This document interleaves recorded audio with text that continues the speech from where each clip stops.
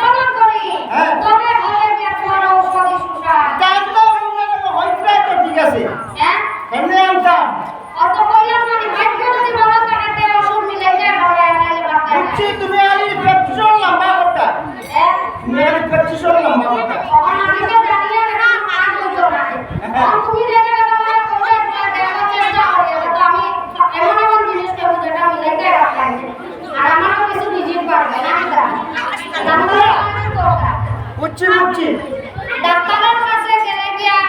তখন যদি খালি জ্বর হতে যাও যা তুমি সবাই জ্বর হইছে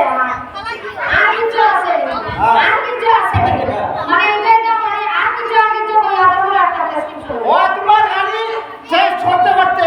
ওরে তোমার রোগ সপ্ত সমুদ্রের পানি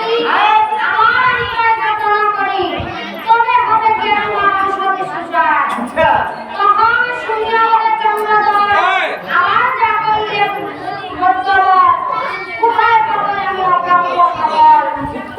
এটা মনে মনে বেশি দেখা করা না কোথায় পাবো আমি অজ্ঞাত খবর মদিরা মদি পায়া